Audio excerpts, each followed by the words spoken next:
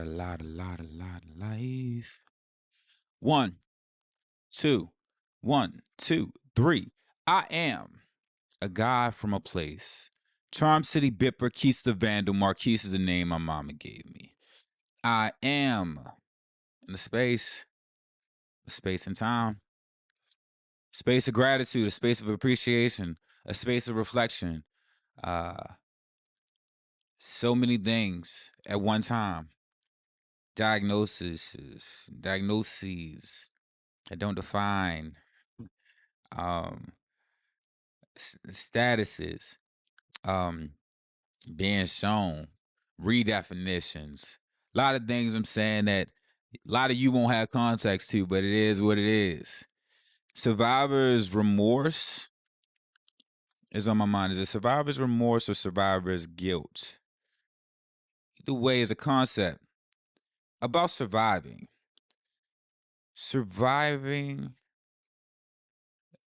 obstacles, surviving moments that people believe would end you, surviving things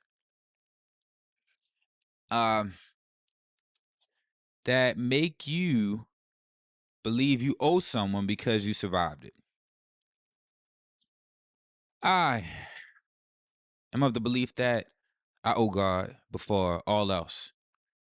I owe God before man. I owe God before myself. God first. That's my mentality, right? What that looks like, don't gotta mean it. I really don't care what it means to you. I don't care what you feel about how that looks, right? But that's something that I honor within myself. Survivor's guilt is a response to an event in which someone else experienced loss, but you did not.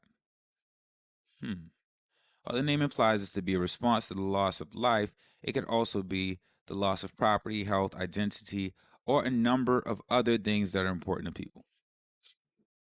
As I sit with that, I think about, again, the many things that I've survived and some of my friends have survived. I'm a part of a group of individuals who are constantly redefining themselves, who are elevating beyond circumstances that are supposed to define us.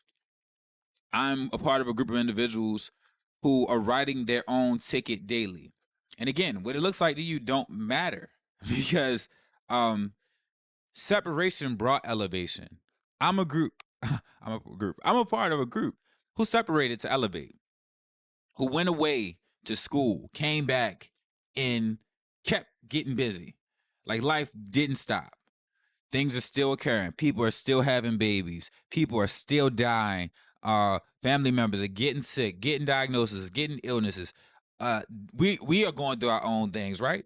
But we still kept stepping, and we still step. Like that ain't about nothing, right? But just thinking about the guilt that others want you to have because you became, as if they could not. And that's where it gets difficult because I know that there is a person who is in a space where they're struggling. They don't have a concept of it. They don't know where to start. But I will tell you this, if you are in that space and you are watching this video, you are your only catalyst. You are your best friend and your enemy at the same time. Do not be your own limit. Do not shun help. Do not run from instructions. Do not run from people trying to help you. Do not do that because it is only to your detriment. For my friends who survived, I wrote this to myself, and hope you benefit from it as well. You have survived all the world estimated would destroy you. Chin still up, chest still out, faith still strong, and you owe it to no one but God for all that you have been allowed to be. I've decided that I will do more for folk, but they are not entitled to the peace, love, and light I've been gifted. It is my decision to share it, and the folks that receive it must understand that. I've decided that I will do for the people I love, but they are not entitled to the peace, love, and light that I've been gifted. It is a decision to share it, It is my decision to share it, but they are not entitled to receive it. They are not entitled to receive it. No one is entitled to receive the energy that I've been given. I've decided to share it. These are the two words. Decided. It's my decision. I'm choosing to give light. Because just like I'm choosing to give light, I can choose to give you nothing. No one is entitled to your blessings. Not your mama, not your daddy, not your children. No one is entitled to it. So if they get in the way of what that energy represents, or they deny it, or they act as if you're supposed to give them these things, check them. And check them respectfully. This life was gifted to you. What you choose to do with it is what you choose to do with it. But understand that there are individuals who are choosing to make you feel like you are less than because you're not showing up for them. But they really need to check in with why you're not showing up for them. And you need to remember why you're not showing up for them. Because some people are truly vampires. Some people exist to bring you down. Surround yourself with amplifiers. Surround yourself with people who steward your emotion and appreciate what you bring. In this season, there is no celebration of people who do not celebrate me. I'm not sitting with you because of your title. We don't do it at work. That's the manager. So I'm just going to be nice to the manager. The manager has to earn my kindness. You get the respect that you're given. You get respect by default. Everyone gets respect by default. But kindness is an extra step. And we're not being nice for the sake of being nice. I'm kind because that's who I am. But don't ever get it confused, because you can get the other side of it. We will not be used. We will not be abused.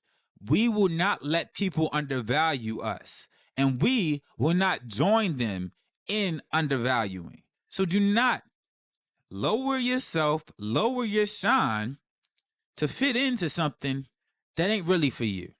Go be alone. Separate to elevate. These are the different things that I've been sitting with. And these are the different things that give me my gratitude and my appreciation. The purpose and values are the foundation of all of us. And purpose and values show where the decisions are coming from. So look at the purpose and values of the individuals around you. Do they value gossip? Do they value negativity? Is their purpose murky, right?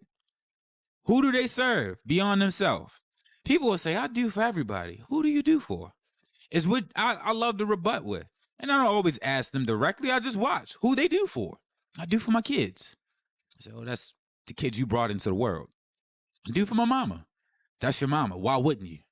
You don't get coins for doing what you're supposed to do, right? That's not how this works. So, okay, so you do for them. And then I look at those relationships and I'm like, well, what are you doing for them? Because a lot of times it's vanity. Is I've done it to say I did it, rather than I do it because I love these people. So, like I said, check in again and again. Do not let anybody trick you out of your light. Do not trick yourself out of your light. I got some good game from some dope individuals, somebody who keeps it true relations. Check out that brother. He's going to be on this podcast soon. He's going to be in this space.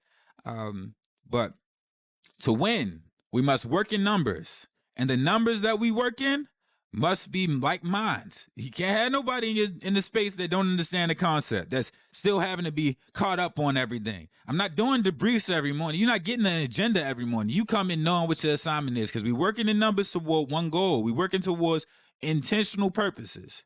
Team, together, everyone achieves more. This is not about one individual. This is about a mindset. This is about a movement toward betterment, toward love, toward community, toward building. This is not open mic. This is not for you to come in here and be like, oh, I just want to be seen. I'm not trying to be seen. I yelled at it. One thing I went to one time, I said, I'm nobody. I don't care about being seen. Even though I have to be seen to do what I intend to do, but I'm nobody. That's why I'm a God from a place. I'm here because I'm allowed to be. And when I'm gone, I'm gone. But it's ideas, not idols. We idolize people so much that we throw the ideas away with the thing we idolize. You love the idea of something and recognize that you love the idea of it. And then take that recognition and see that idea in others so we can share the love. Because we end up idolizing and now we're stuck on this one thing and then you forget about everybody else you loved that represented it as well. Oh, my dad's gone. Who else is showing up as a father figure in your life? You go blind to all the father figures because you want that one thing, that idol. So back to it. If you can hold it in your head, you can hold it in your hand. If you can hold your freedom, if you can hold your joy, you can hold these different things in your head, you walk around and give it out in your hand, and anything that you live with in here manifests itself in the outward space and the outward realm. So major power to that. And systems. We working in systems as of late, man. We get into it. And systems, I love this acronym. True said this. So tap in with that brother. Follow him. Saving yourself time, energy, and money. Saving yourself time, energy, and money. We working in systems. We're winning, working in numbers. We are a team together. Everyone achieves more. We're realizing everything can happen. We holding it in our head, right? And it's manifested into our hand. We having that action. We are not sitting around regretful or sad about what other people are not doing because we're tuned in to ourselves. What others decide to do with their 24 is what they decide to do with their 24. I keep coming back to this story Eric Thomas told about the oil. He's like, yeah, so they had to get their oil. And this is a biblical story, but just thinking about it, they were told to get the oil so they could walk through the night to meet the prince. Some of them went to get the oil, and actually they were all given oil, right? So everyone was given oil, and some of them recognized they may need more oil. So we're all given 24. We're all given some default things, but then some of us recognize we're going to need more for the battle that we're headed into. Some of us recognize we'll need more, so we do the character development. We wake up early. We read extra books. We put in extra hours to build our craft. We do the extra right. We go get our extra oil. So when that time comes, when you got to start using or putting that energy out, the folks who did the due diligence, did the groundwork, they got the certificates, they got the extra knowledge, they got what they needed to be a better individual. We got more to expend, right? We got more to give out. We're not just with the blanket. Like I woke up with 24, but I woke up with a 24 after the 5 a.m. gym sessions that got me to have the body I desired. And now this body is giving me opportunities to do different things in different spaces that I wouldn't have had opportunity to do if I didn't use my 24 prior. You know what I'm saying? So it's individuals who went to college, got a bachelor's degree. That wasn't enough. They said, let me get a master's degree. That wasn't enough. They said, let me get a PhD. Let me keep leveling up. Now they have spaces to sparse out a lot of energy based on energy they put out previously. So when you've ended up in that space, remain grounded. Humble says, this ain't really that. It really is that, because it ain't light work. You did the work, honor the work you did, but still give out love. So grounded is, I still acknowledge that there's work that I can help you get to, but I'll help you get to the work. I won't help you get to the reward, because you don't get to the reward without doing the work or showing that you have intention to do the work. I'll help you along the way, but I'm not out here, hey man, wake up, brother. I'm not waking up to wake you up. I'm not waking grown men up. I understand accountability partners, right? Accountability is, hey man, we checking in, let's talk. Bam, what's the work? What's next? We not out here babysitting, man. Not out here babysitting. So again, I'm feeling a lot in this moment. I'm grateful. I'm centering this in love because there's a lot of correction, and I'm not perfect in my assessments, right? It's always growth to be had. And there's certain things that I'm beginning to understand, and you're not going to guilt me or anybody I love for what they survived. We come from a city where is a lot of things against us, right? To be able to do some of the things that we do after being like the projections, the statistics, the things the lead water, the lead chips in the homes, the EBT cards, the moments, right? That's not nothing I'm ashamed of. It's something I understand. The Section 8s. It's not like I had it directly, but I always say this too, like, what are you referring to? If you happen to be the richest dude in a broke neighborhood, that's your references. So it's like, okay, you don't have Section 8 over there in your neighborhood, but like, bro, you're not going to no yoga classes. You're not politicking with no doctors. You're not networking with no engineers. You're not having access to understand credit. You're not starting an LLC. So it's like you're the biggest fish in a little pond. So it's a lot of people who oftentimes will be proud of, oh, look at me. Like, what is that to look at? Like, we're not doing pride. We're not doing, oh, look at this awesome thing I'm doing. In this place nobody knows that well. Like, if you don't got no competition, I didn't say if you don't got no competition, but if you're not around peers, if you're not in a space where there's challenges to make you grow, you just out here existing, and that's fine too. It's fine. It don't got to be a challenge. It don't got to be this constant ambition, because there is a need for contentment. But be content with having done work. Contentment with consistent evolution. Contentment with growth.